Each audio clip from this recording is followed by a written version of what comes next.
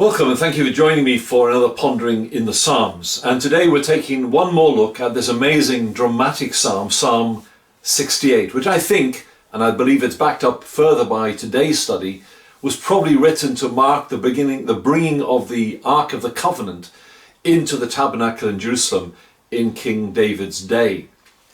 We saw last time that the psalm is in two sections, and we looked at the first section, which is all about the past, God's journeying with his people, particularly from Mount Sinai all the way to the settlement in Jerusalem.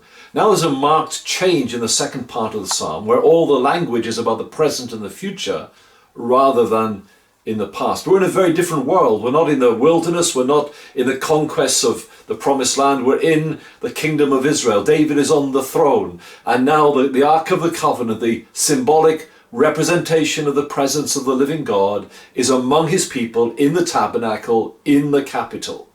So it's a great change and contrast. So we're looking at verses 19 to 35. And I want you to notice that this section is topped and tailed in a very particular way. Verse 19, blessed be the Lord, blessed be Yahweh. And in verse 35, blessed be God. So it's all about praising God and giving him the worship and the honor that he is due. And I believe it falls into four clear sections. So 19 to 23 is about praise. 24 to 27 is about procession. 28 to 31 is about power. And 32 to 35 takes up again and concludes with the theme of praise. So let's look at those four sections briefly. 19 to 23 is about praise. That's how it begins. Praise God. And it's a reminder to us that as for David's time, although God has saved us, that is not the end of our battles. God is still and needs to be the God of our salvation. David had many battles to fight, so his confidence was ongoing in God. Verse 19, God is our salvation. Verse 20, our God is a God of salvation. We need him to continually exercise that act of salvation for us. But I also want you to notice verses 22 to 23. They're quite difficult to engage with in a sense. They're quite blood-curdling and gruesome. But I think to understand them aright, we need to shift our perspective right to the very end of time. I think there's an echo here, if you like, of Revelation 18 and 19, where in glory we will rejoice in the ultimate overthrow of evil and evildoers, and in the vindication of our God of righteousness and holiness, as all his enemies are ultimately and finally destroyed.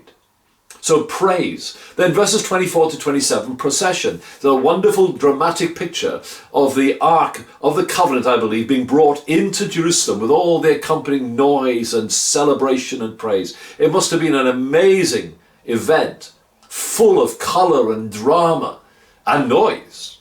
But how honoring and glorifying to our God. Then verses 28 to 31, power. The word comes twice in verse 28. Summon your power, O God, the same power that you have used on our behalf in the past. And the power now is to bring the nations of the world to Jerusalem to worship God.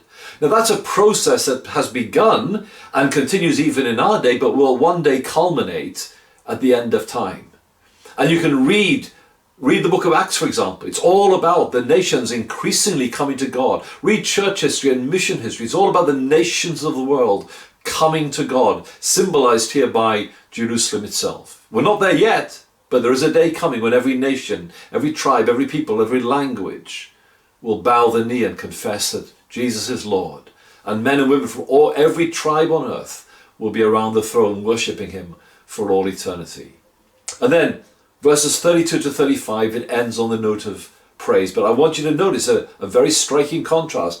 The psalm begins in verse 1 with the people of God, the people of Israel, affirming God's faithfulness and praising him for his presence and deliverance. It ends with all the kingdoms of the earth being called to sing praises to God. And again, if you and I are believers, one day we'll be part of that great company, ascribing honor and glory and praise to our God, because he is indeed awesome. One of the most overused words in the English language today, one of the most devalued words, but a word that applies ultimately only to God. He is truly awesome. Blessed be this God. Join me next time as, God willing, we look at Psalm 69. And until then, may the Lord bless you.